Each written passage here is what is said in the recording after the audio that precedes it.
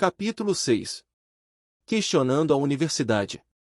Todos sabemos que a instituição hoje chamada universidade surgiu das antigas escolas católicas da Idade Média chamadas universitas, termo latino que significa denominar o conjunto de seres ou coisas que constituem um todo. Daí o significado primitivo da palavra universidade no século XIII, que era o de conjunto de mestres e de estudantes congregados na mesma escola e ligados pelos mesmos interesses culturais, universitas magistrorum e cellularium. Mestres e estudantes formavam, assim, uma corporação, evidentemente comandada em maior ou menor grau pelos ditames da Igreja. Com o passar do tempo, porém, entre idas e vindas dos conflitos locais, expansões econômicas, nascimento do protestantismo e Revolução Francesa, a universidade foi se distanciando do poder eclesiástico e até se rebelando contra ele. Foi um processo natural, uma vez que o mundo estava cansado dos mandos e desmandos em nome de Deus. Os que tinham maior conhecimento, é claro, começaram a alertar o povo a esse respeito. O surgimento das universidades na Europa possibilitou a disseminação do pensamento crítico que acabaria por desencadear o Renascimento e, mais tarde, o Iluminismo. Quem estava à frente disso? Os chamados livres pensadores, embora esse termo, a rigor, pertença à Idade Moderna. Seu objetivo era propagar uma liberdade de pensamento sem os grilhões do despotismo feudal, monárquico e eclesiástico. Até aí tudo bem. O problema, como pretendo demonstrar neste capítulo, é que esses precursores, ou os que vieram depois deles, exageraram na dose e o que era para ser uma fogueira tornou-se um incêndio incontrolável. Tomaram o ônibus certo e desceram no ponto errado. Literalmente jogaram fora a água suja, a bacia e o menino juntos. Aí deu nisso, a formação de um movimento completamente anárquico, antirreligioso, anti-Deus e anti-fé. Como definiu Paulo Bittencourt, autor do livro Liberto da Religião, o inestimável prazer de ser um livre pensador. O livre pensamento é o oposto do pensamento dogmático. Logo, nada pode ser mais incompatível com o livre pensamento que crenças religiosas, pois em nada há mais dogmatismo que na religião. Só livres pensadores são pessoas verdadeiramente racionais. Seu ceticismo não as deixa ser engodadas por nenhuma ideologia. Não acreditando em coisa alguma desprovida de evidências, livres pensadores são imunes também a todo e qualquer tipo de superstição. Não pense, contudo, que a história se resume a isso ou que tudo acaba aqui. Estamos apenas no meio do enredo e já temos elementos mais que suficientes para ver que começamos bem, mas tomamos o rumo errado em alguma bifurcação da estrada. O que você verá a seguir é minha argumentação acerca disso. Educar para quê? O grande educador brasileiro Anísio Teixeira deixou bem claro certa vez qual o papel das universidades na sociedade moderna.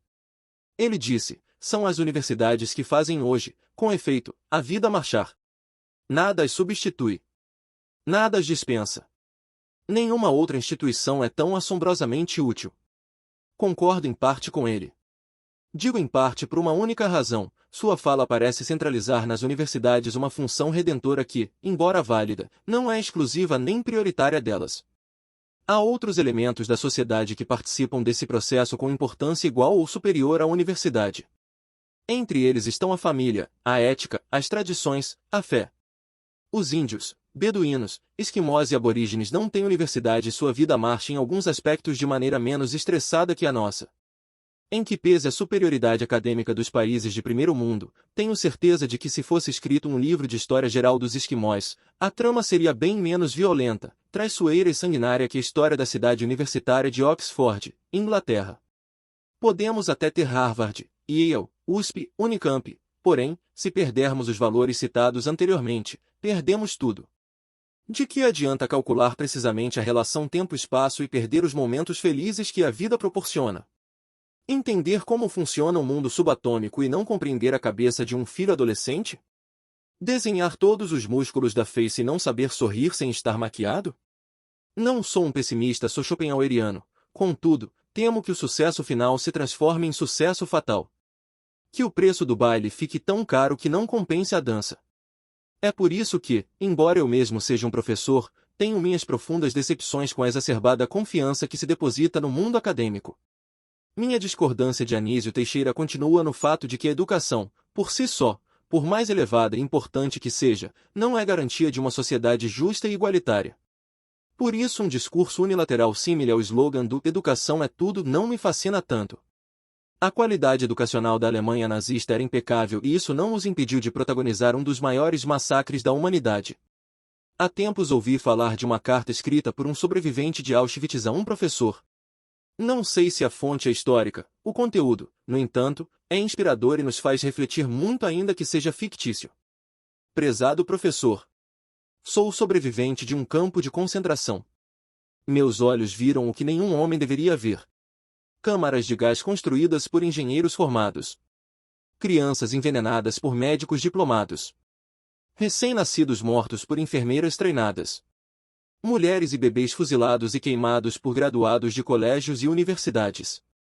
Assim, tenho minhas suspeitas sobre a educação. Meu pedido é: ajude seus alunos a tornarem-se humanos. Seus esforços nunca deverão produzir monstros treinados ou psicopatas hábeis. Ler, escrever e aritmética só são importantes se fizerem nossas crianças mais humanas. Agora vamos falar de hoje. Você acha que realmente a educação está cumprindo seu papel redentor? Veja, não estou falando em negar seus valores. Longe de mim favorecer qualquer espécie de obscurantismo. Estou questionando a concretização dos ideais humanistas, prometidos por aqueles que criam ser a fé um obstáculo à evolução racional da humanidade. Homer e Deus. Volto a falar de Homer Simpson. A noção de valores e a relação com o sagrado apresentadas no desenho são bastante reveladoras. As aparições de Deus em vários episódios até mereceriam um estudo de caso, a começar do fato de que o Altíssimo é um dos poucos personagens desenhados com 5 dedos. E como por um jogo de sorte ou azar, os encontros entre Deus e Homer sempre se dão num ambiente de sonho, morte e juízo final. Em todos eles surge um clima de reclamação e justificativas. Num momento é Deus que questiona Homer por que deixou de ir à igreja, em outro é Homer que reclama que o culto é chato e o sermão entediante. Em Thank God It do Wednesday, depois de chegar ao céu, Homer vê Marge e seus filhos sendo atormentados pelo diabo no inferno. Então ele tem uma conversa séria com Deus sobre como salvar sua família. Quando Deus se recusa a ajudá-lo, Homer, com raiva, começa a bagunçar o paraíso até mudar a mente de Deus. Aliás, uma coisa é patente nos roteiros: Homer sempre muda a mente de Deus. O idiota da história tem mais argumentos que o criador do universo. Seria isso uma indireta sobre a insensatez da fé e a manipulação do sagrado?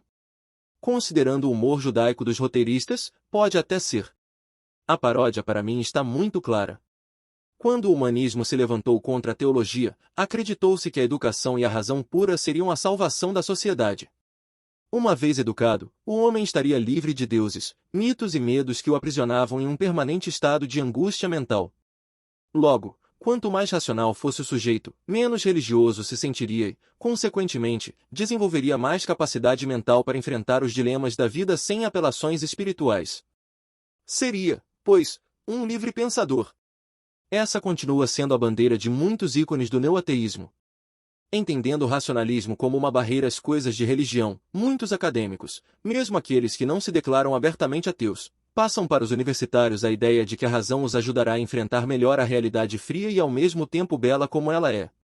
Os alunos são, assim, ensinados a entender que estamos sozinhos neste mundo, que não existe Deus nenhum lá fora, que o sucesso depende exclusivamente de seu esforço e a morte é o fim de todos. Logo, ser educado é superar a infantilidade da crença que, pelo medo da morte e do inferno, propõe a existência de deuses e caminhos de salvação. Religião é veneno? Michel Onfray é um desses promotores antirreligiosos. Ele entende que a religião é, ao mesmo tempo, um atentado à inteligência, um sinal de imaturidade psicológica e uma falta de coragem para enfrentar a realidade. Ela procede de uma pulsão de morte, que rejeita tudo que é racional, livre, vivo, feminino e corpóreo. Ao falar de mundo para além do material, a crença em Deus se mostra um obstáculo para a emancipação humana. A realidade, porém, parece ir à contramão do otimismo de Onfray e companhia. Considere meu raciocínio. Não tenho aqui dados que me digam o percentual de alunos ateus, agnósticos e religiosos das universidades. Aliás, sei que tais números variariam de campus para campus, de curso para curso. Uma faculdade de física certamente atrai mais alunos ateus que uma faculdade de direito. Contudo, a despeito dessa ausência de dados, não creio ser ingênua a impressão de que o ambiente universitário, especialmente das grandes universidades públicas, é amplamente pró-ateísta ou, pelo menos, antirreligioso em seu discurso e comportamento. Pode-se até estudar o fenômeno religioso num ou noutro seminário, mas sempre como movimento social destituído de qualquer valorização intrínseca. O sincretismo entre católicos e religiões afrodescendentes no Brasil colonial é interessante para um trabalho de história ou sociologia, como seria uma avaliação social dos quadrinhos da Turma da Mônica. Já a análise dos ensinos de Cristo com vistas a averiguar sua relevância para o mundo moderno é assunto irrelevante. Como Homer, não nos importamos muito com coisas de Deus. O bar do Moi, o show do Crush e as rosquinhas recheadas são mais interessantes que o céu e o culto no domingo. Os Simpsons são protestantes. E se Deus vier reclamar conosco, vamos convencê-lo de que ele está errado. Qual a novidade? O ateísmo e o materialismo em universidade certamente não são algo novo. De fato, a confluência de forças econômicas e políticas, na estruturação de um novo modo de produção, na passagem do feudalismo ao capitalismo e na derrubada da nobreza e do clero, estabeleceram a necessidade de construir um novo modo de pensar e agir, distanciando-se do controle teológico, e as universidades foram o território ideal para essa nova ordem. A novidade de hoje é que, diferentemente das gerações passadas, os universitários ateus, agnósticos e humanistas começam a considerar seu secularismo um aspecto importante e fundamental de sua identidade.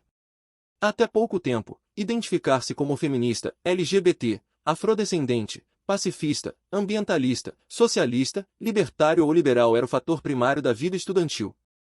A identidade secular, ateu ou agnóstico, vinha em segundo plano. É isso que está mudando. Identificar-se como assumidamente não religioso está se tornando cada vez mais importante para muitos deles. O que se vê, portanto, é um movimento ou uma tentativa de retorno à ordem do iluminismo, a subjugação da natureza pelo intelecto e a organização racional da sociedade como base da emancipação final da humanidade. Não se assume, porém, o discurso colonialista do passado, nem a tentativa de controle através da dominação física e cultural. Afinal, todos querem parecer politicamente corretos, e o imperialismo está fora de moda em nossos dias. Porém, mesmo nesta época de pós-colonialismo, percebe-se a existência de discursos centralizadores e ufanistas, que rejeitam qualquer conhecimento extramuros. Persiste uma profunda cegueira histórico-sociológica que, ao atribuir à cultura racionalista exclusividade ou graus de superioridade em relação a outras visões de mundo, principalmente religiosa, reforça o sentido colonizador, messiânico e catequético do racionalismo europeu. Isso sem contar que ele romantiza o potencial universalista do antigo iluminismo e sua episteme como formadora por excelência de verdades e valores. Sei que nem todos concordarão com minha leitura. Certamente que as análises e críticas deste fenômeno variam, especialmente se o referencial teórico for Heidegger, Kant, Habermas ou Bauman.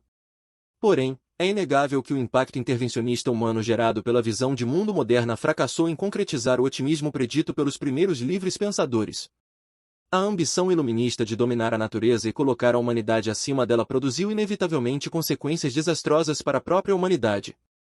A Primeira e Segunda Grande Guerra, as catástrofes ecológicas, a especulação financeira e a contínua sensação de colapso da história não foram consequências da fé, mas dos movimentos humanistas modernos.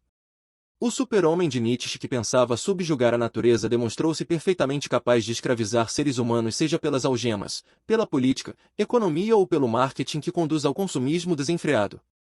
Mesmo assim, a velha proposta de estímulo ao ateísmo, ceticismo, uso exclusivamente racionalista da ciência está de volta e com muita força. Acredita-se que a supressão da fé em Deus fará com que os jovens abandonem suas guerras culturais e adquiram uma postura não teísta que contribua para a tolerância e a aceitação de grupos que a religião marginalizou por séculos, devido à sua ênfase no pecado, na castidade, na santificação. Mais uma vez, promete-se um paraíso construído bem aqui na terra, mas sem Deus, Adão e Eva e fruto proibido. O movimento segue ganhando terreno. O rápido crescimento da Aliança de Estudantes Seculares, SSA, Secular Student Alliance, um grupo de proteção para o ateísmo e humanismo organizado em campi universitários e escolas de ensino médio nos Estados Unidos, demonstra essa realidade. Muitos estão orgulhosamente se declarando descrentes e inspirando outros a fazer o mesmo. É um verdadeiro trabalho de catequização às avessas. Tanto que universidades importantes como Harvard já possuem um serviço de capelania humanista que atua há mais de 40 anos e com vibrante trabalho ativista dentro do campus. Juntamente com a liderança estudantil da Sociedade Secular de Harvard, a capelania fez da identificação cética algo proeminente na universidade. Autor do livro Good Without God, Bom Sem Deus, Greg Epstein não esconde que seu intento e de um batalhão de outros intelectuais é levar jovens para o lado do ateísmo, e eles parecem estar conseguindo. Sei que no Brasil a realidade é diferente. Porém, existem predisposições semelhantes entre o ambiente universitário brasileiro, europeu e norte-americano no que diz respeito ao incentivo do "se é bom com Deus, melhor ainda sem ele". Admita seu ateísmo e não se envergonhe dele. Há muita gente esperta que concorda com você. Agora que você sabe que Deus não existe, pare de sonhar com o céu e comece a curtir a vida. Ateus mais inteligentes? Uma pesquisa feita há poucos anos nos Estados Unidos deve ter irritado bastante tanto os ateus quanto os teístas. Ela foi conduzida por Tony Jack e Richard Boyatzis, respectivamente professores dos departamentos de Filosofia, Psicologia e Ciências Cognitivas da Case Western Reserve University de Cleveland, Ohio, uma das mais bem conceituadas escolas privadas dos Estados Unidos. Através de tomografias computadorizadas do cérebro e 8 seletivos testes psicológicos, eles avaliaram 527 adultos e chegaram a uma conclusão audaciosa e surpreendente: religiosos são menos inteligentes que ateus assumidos. Os resultados foram publicados na Public Library of Science, Plus One, uma revista indexada de ciências. Os pesquisadores partiram do pressuposto de que o cérebro humano, formado por dois hemisférios, geralmente tem suas distintas habilidades localizadas em uma ou outra região que, por sua vez, demonstra mais estímulo se o sujeito for melhor naquela área do que em outra. A linguagem e a inteligência lógica, por exemplo, relacionadas à capacidade de utilizar fórmulas, criar raciocínios lógicos, interpretar símbolos e resolver problemas matemáticos, geralmente são observadas em pessoas que utilizam mais o hemisfério esquerdo do cérebro. Estes seriam os matemáticos, engenheiros e cientistas. Já o hemisfério direito é mais criativo, intuitivo, relacionado a capacidades visuais. Não se esqueça, porém, de que, mesmo com essas predominâncias, os hemisférios trocam constantemente informações e atuam sinergicamente na maioria absoluta das vezes. Disto posto, os resultados foram, como adiantei, bastante polêmicos. Os religiosos demonstraram menos inteligência lógico-matemática e analítica que os ateus. Estes últimos, no entanto, tenderam a pensar de forma manipuladora, com frieza e pouca simpatia pela dor do outro. Ateus estariam mais propensos a repelir a metade social do cérebro, voltando-se a um comportamento mais impulsivo e autocentrado, semelhante ao dos psicopatas. Já os religiosos teriam menos afeição à postura analítica, o que também acarretaria uma perda do nível de inteligência. Os autores reconhecem o risco do uso do termo psicopata na redação do estudo. Sua análise, contudo, é puramente laboratorial, sem nenhum viés preventivo, rotulante ou generalizador de comportamentos. Há muitos ateus empáticos e sociopatas religiosos. Eles ainda citam, por exemplo, o livro de Baruch Abashaleu sobre os 100 anos do Prêmio Nobel, que traz todos os ganhadores do prêmio desde 1901 até o ano 2000. Ali 89,5% dos laureados eram fiéis de uma religião, ao passo que somente 10,5% eram ateus ou livres pensadores. Ambiente lastimável. Caso as pesquisas de Jack Boyatzis sejam procedentes, fico me perguntando que resultado encontraria num mundo universitário repleto de alunos e professores ateus. Os dados a seguir oferecem uma pista, e já adianto que não são nada fáceis de ser digeridos. Todos foram retirados de pesquisas publicadas em revistas indexadas. Antes de apresentá-los, porém, é importante corrigir algo que certamente passará pela mente de muitos. Não devemos confundir passeatas, quebradeiras, greves e protestos como sinônimos perfeitos da defesa ética de valores. Colocar pneus queimados na portaria da faculdade depois que uma menina foi estuprada no estacionamento é como fazer cócegas na pata de um elefante esperando que ele se renda ao domador. Temos de ser mais inteligentes que isso e abolir outras práticas infelizmente normais de incentivo à imoralidade sexual que permeiam os corredores universitários sem que ninguém faça qualquer protesto a esse respeito.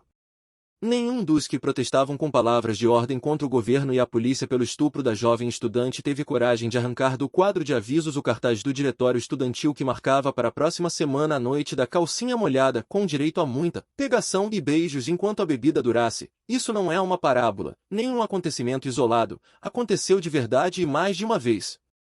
Se um religioso fosse aquelas classes para ensinar valores morais cristãos em relação a sexo, aborto e conceito de família, seria certamente hostilizado, chamado de falso moralista, chauvinista ultrapassado e antifeminista. Caso a reitoria insistisse em deixar que ele continuasse seu ciclo de palestras dentro do campus, líderes feministas apareceriam na porta com faixas, gritos de ordem e peitos à mostra ostentando frases do tipo: "O corpo é meu, faço com ele o que quiser". Enquanto isso, o cartaz convite da festa da calcinha molhada continua lá fora, nenhum diretório acadêmico protesta contra ele. Pelo contrário, retirá-lo seria uma censura, uma volta à ditadura militar. A celebração da sensualidade, da farra e da pegação aguarda os mesmos notórios estudantes, que, poucos dias depois, estarão na portaria da faculdade protestando por causa do estupro da colega de sala, e não me diga que uma coisa não tem nada a ver com a outra. Qualquer estudante sabe que ações humanas são interligadas e geram consequências. Os acontecimentos históricos ocorrem numa trama de ações e reações em cadeia. O narcotráfico jamais será algo justificável. No entanto, quando um adolescente do morro se torna um traficante perigoso, não creio ser justo condenarmos isoladamente sua conduta ou a tratarmos como problema social, desconsiderando a gama de artistas, jogadores de futebol, cantores e outras figuras midiáticas tão idolatradas que usam drogas e acabam influenciando a conduta dos jovens.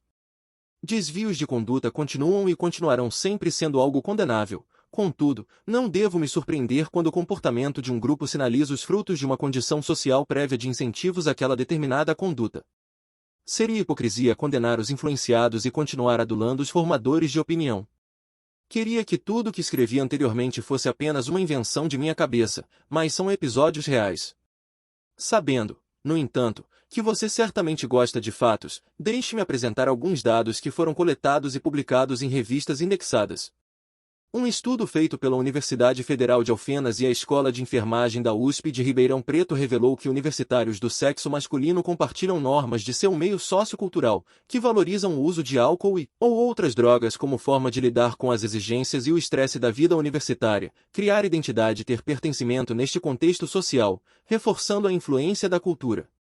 Provavelmente por causa disso, o uso de substâncias psicoativas, spa, lícitas, bebidas alcoólicas, tabaco, medicamentos com potencial de abuso, e ilícitas, cocaína, maconha, êxtase, entre outras. Entre jovens universitários brasileiros é o dobro da taxa da população em geral, concluiu outra pesquisa da Unicamp, ou seja, posso cientificamente afirmar que universitários são a parcela da população que mais consome drogas.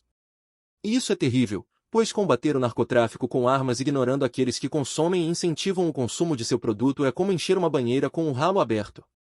Nunca alcançaremos o objetivo. Dados adicionais publicados no Jornal Brasileiro de Psiquiatria demonstraram que o uso de drogas na vida é mais frequente entre os estudantes norte-americanos, que relatam usar mais tabaco, tranquilizantes, maconha, êxtase, alucinógenos, cocaína, crack e heroína que os universitários brasileiros. Em contrapartida, os universitários brasileiros relatam usar quase 2 vezes mais inalantes do que os universitários norte-americanos. Esse padrão se repete ao se analisarem as diferenças intragênero. A isso soma-se que os universitários brasileiros parecem se envolver com mais frequência no uso de bebidas alcoólicas, maconha, tranquilizantes, inalantes, alucinógenos e anfetamínicos que seus pares da população geral não universitária. Uma série de outras pesquisas demonstrou empiricamente que a entrada na universidade se tornou um período crítico de vulnerabilidade propício ao começo e à manutenção do uso de álcool e outras drogas. Veja, isso não significa dizer que religiosos são moralmente melhores do que ateus. O ponto aqui é outro. Se a universidade deseja mesmo, através de um discurso excludente de Deus, fazer os jovens moralmente melhores, algo parece não estar funcionando nos resultados finais. Segundo o Levantamento Nacional sobre o Uso de Álcool, Tabaco e Outras Drogas entre Universitários, realizado pelo Grupo Interdisciplinar de Estudos de Álcool e Drogas da Faculdade de Medicina da Universidade de São Paulo, USP, em parceria com a Secretaria Nacional de Políticas sobre Drogas, SENAD, e o Centro de Integração Empresa-Escola, CIE, 49% dos universitários pesquisados já experimentaram alguma droga ilícita pelo menos uma vez e 80% dos entrevistados com menos de 18 anos já afirmaram ter consumido bebida alcoólica. Os autores do estudo apontaram um elemento adicional que me chamou a atenção. A população universitária seria uma amostra da população geral interessante de ser estudada epidemiologicamente, pois a saúde mental dos estudantes pode ser um fator diferencial nas instituições de ensino superior, IES. Infelizmente, Concluíram os autores, esse mesmo ambiente universitário é pródigo em facilitar algumas condutas que venham a lhes proporcionar problemas futuros, como o consumo abusivo de álcool e outras drogas, além da adoção de comportamentos de risco. Quem incentiva? Não quero promover nenhuma caça às bruxas nem ser leviano em acusações improcedentes.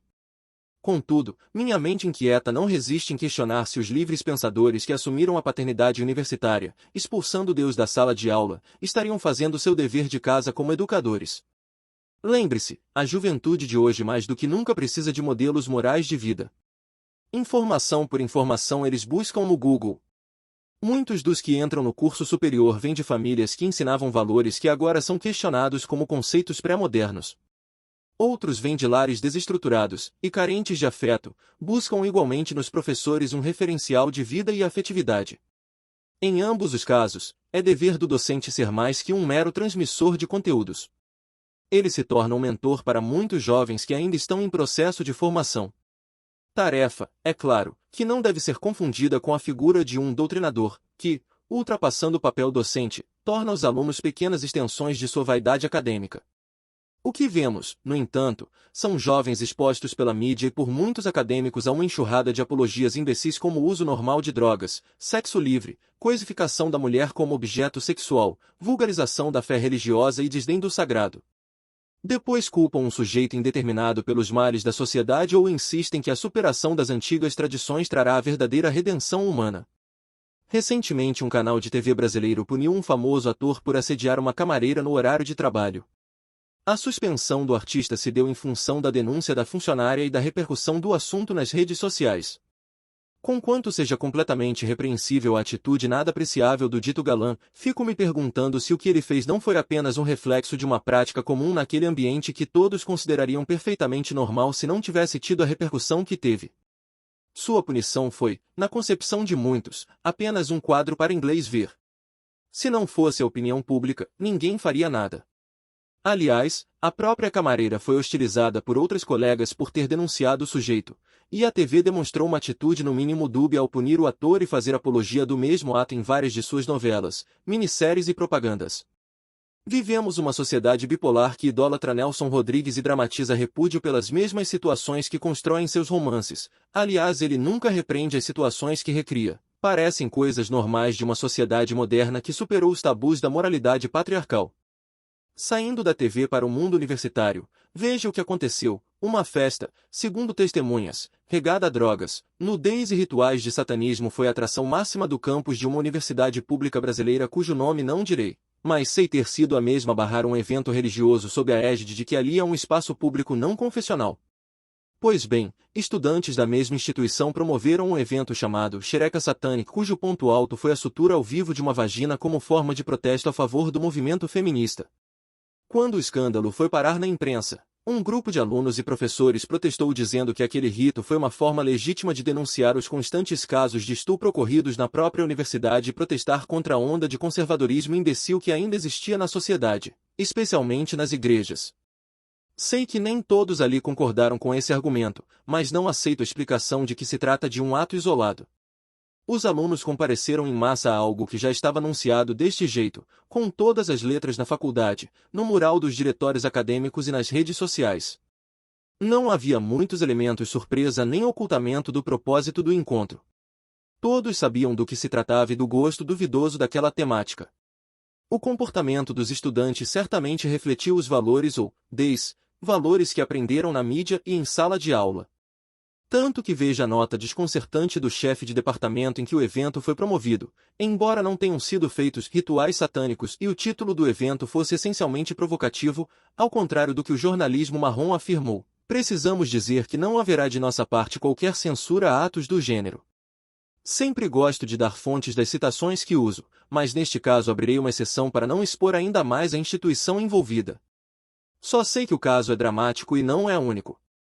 Que dizer aos pais que confiam seus filhos a uma instituição pública, na expectativa de que aprendam novos valores e adquiram conhecimento que os torne cidadãos de bem para a sociedade? Durkheim afirmava haver 3 elementos da moralidade humana: o espírito de disciplina, o apego aos grupos sociais e a autonomia da vontade. O primeiro seria primordial, já que a moral é um conjunto de regras a serem seguidas. O segundo seria importante, pois é o grupo que estimula o indivíduo à prática. O terceiro seria desejável no sentido de que é contrário à imposição de regras à consciência do indivíduo. Após esclarecer estes elementos, Durkheim se pergunta como construir a moralidade na criança, e eu acrescentaria, também no jovem. Curiosamente ele não fala dos pais, mas do professor a quem compara com o sacerdote das antigas sociedades patriarcais, que atuava em nome de Deus. Suas regras não estariam em discussão, pois ele, professor sacerdote, é o representante das leis, uma autoridade. Só a autoridade da regra será maior que a sua. Defende, portanto, uma sanção expiatória, necessária para simbolizar uma defesa moral que leve a denunciar, condenar e punir o erro, sem, é claro, recorrer à violência corporal, que para Durkheim seria um despotismo. Se Durkheim estiver certo, o silêncio e a não censura de acadêmicos que preferem não se passar por conservadores pré-modernos são deploráveis. Justamente por isso, o posicionamento dos alunos diante do uso de drogas entorpecentes é desconcertante. Das representações dos universitários de tecnologia, 60% foram favoráveis ao uso e 40% desfavoráveis. Dos da área de saúde, 44% tiveram um posicionamento favorável, 15% foram desfavoráveis e 41% neutros. Das representações dos universitários da área jurídica, 32% foram favoráveis e 68% desfavoráveis. Modelos de vida? Admito, no entanto, que o peso da crítica não deve cair somente em cima dos docentes. Os próprios pais dessa nova geração já se encontram adaptados aos modismos da atualidade. A ordem do dia é preparar jovens para um mundo de realizações pessoais, onde somente pessoas bem-sucedidas são felizes. Veja se não é essa a imagem que o mundo midiático nos passa. As meninas podem até admirar Madre Teresa de Calcutá, e os rapazes, Mahatma Gandhi, mas na hora de escolher seus modelos de vida preferem se parecer com Beyoncé ou Justin Bieber. O ideal de vida não é ter a renúncia de São Francisco, e sim o sucesso de Mark Zuckerberg, fundador do Facebook. Gandhi pode até ter mobilizado milhões e pacificado uma nação. E daí? Sua vida foi chata, ele não teve os 7 bilhões de dólares de Zuckerberg, nem os 500 milhões de seguidores do Facebook. Logo, quem você acha está sendo a inspiração e o modelo de vida para muitos de nossos jovens? Com quem eles querem se parecer? A quem estão sendo incentivados a imitar? Um santo ou um popstar? É por isso que alguns discursos de prevenção às drogas parecem tão patéticos. Descriminalizar, tratar o assunto como saúde pública, combater traficantes, aumentar a fiscalização nas fronteiras, conscientizar através de cartazes e frases. Já estamos cansados desses chavões. Todos os esforços, destituídos de um efetivo tratamento da alma humana que permanece doente, são como a história do homem que pega a mulher com outro no sofá e queima o sofá achando que assim resolverá o problema. Veja que quadro elucidativo temos nestes dados. Quanto às causas do uso de maconha, a mesma enquete citada mais anteriormente demonstrou que a maioria dos estudantes aponta a fuga dos problemas como motivador para esta conduta. 48% da área de tecnologia, 49% da jurídica e 61% de saúde. E, antes que eu seja mal entendido, meu discurso aqui nada tem a ver com a polêmica sobre a liberação do uso medicinal da cannabis. Estou falando de pessoas drogadas, não de uso medicamentoso de uma planta. Disto posto, pergunto, não seria mais sensato usar a energia gasta na defesa da legalização das drogas em trabalhos de ajuda espiritual e emocional? Uma abordagem assim talvez ensinaria melhor os alunos a enfrentarem os problemas em vez de fugir deles através de um entorpecente ou uma bebedeira. E não estou falando de autoajuda, as livrarias das faculdades estão lotadas de livros assim e eles também não estão resolvendo o problema. Refiro-me a uma abordagem global que envolva autoajuda, heteroajuda e, a tão negligenciada, autoajuda, isto é, a ajuda que vem de Deus. Goodbye, Deus. Curioso que quando a chamada utopia do paraíso ainda era uma promessa a ser considerada, milhares de cristãos não tiveram medo de enfrentar a fome, a miséria e até a ameaça de morte, pois criam que uma força sobrenatural estaria com eles nos momentos mais difíceis. Por isso alguns mártires morreram cantando, e as primitivas catacumbas cristãs estão repletas de frases de esperança e otimismo. Mas alguns mais espertos resolveram contar para os jovens que tudo isso é mentira. Não há céu, nem força divina alguma operando em favor deles. Lembrando a mencionada pesquisa de Jack Boyatzis, o jeito ateu de pensar, valorizando mais a razão e menos a interpessoalidade, gerou universitários órfãos que não sabem o que fazer diante dos problemas do dia a dia. Segundo a Associação Nacional dos Dirigentes das Instituições de Ensino Superior, ANDIFES, cerca de 15% dos universitários passam por períodos de depressão em algum ponto do curso, enquanto a média para jovens de até 25 anos fora da universidade fica em torno de 4%. Jovens universitários têm de 3 a 4 vezes mais chances de se matar do que jovens fora da faculdade, e esse número pode ser ainda mais alto entre alunos das áreas de saúde. Como afirmou Edwin Scheidman, ateu especialista em suicidologia, a educação é o item mais importante na diminuição dos índices de suicídio. Das duas uma, ou algo está errado com a educação que ofertamos ou ele falou uma grande bobagem. Tive acesso a um estranho livro intitulado Dicionário de Suicidas Ilustres, preparado pelo artista plástico J. Toledo. Chamou-me a atenção o fato de que a grande lista de suicidas era composta por artistas, escritores, filósofos, médicos e psicanalistas, a maioria dos quais, livres pensadores. Depois fiquei surpreso em descobrir que o próprio organizador da obra, J. Toledo, resolveu, ele mesmo, dar cabo à sua vida. Não me tome por insensível ao mencionar esse assunto do suicídio. Quem o pratica por problemas emocionais é uma vítima, não um delinquente. Contudo, não seria esse compêndio, somado às filosofias que esses intelectuais defenderam e aos posicionamentos morais ensinados em sala de aula, um espelho sobre o qual nossa juventude drogada, prostituída e suicida reflete sua própria imagem? Temas antes valorizados como a base da sociedade, hoje são vulgarizados. Viraram caricatura moralista.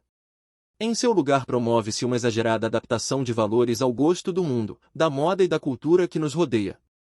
Em nome da sobriedade e da prudência não queremos ser marginalizados, ninguém quer ser esquisito. A ordem do dia não é lutar contra o mundo, mas adaptar-se a ele. Nesse sentido, até mesmo alguns princípios hoje defendidos, como o famoso politicamente correto, caem na ambiguidade de se saber se são defendidos porque o sujeito pensa realmente daquele jeito ou foi obrigado a crer assim pela circunstância que o rodeia. Portanto, ele hoje defende a igualdade de raças, porque é louvável pensar desse jeito, apenas uma minoria de loucos continua professando um racismo declarado. Contudo, se o mesmo indivíduo vivesse no Brasil colônia, provavelmente estaria defendendo a escravidão dos negros, contrário aos ideais de uma minoria abolicionista.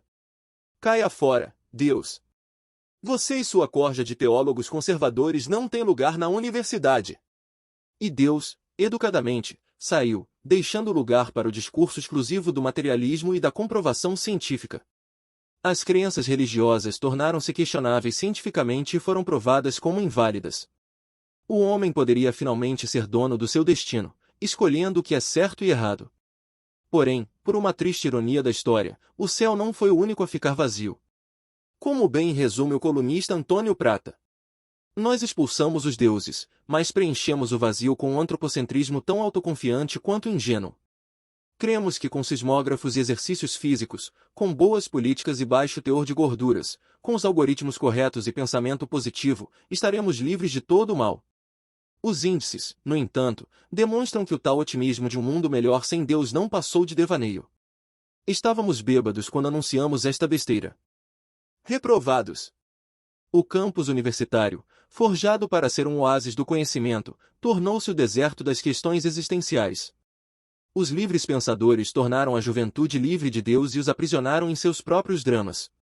É no mínimo irônico que, com tanta informação filosófica e racional, os problemas pessoais precisem ser resolvidos à base de álcool e drogas. Não entendo como justamente aqueles que defendem a bandeira da autonomia racional, daí o nome livres pensadores, fabriquem tantos repetidores de conceitos alheios.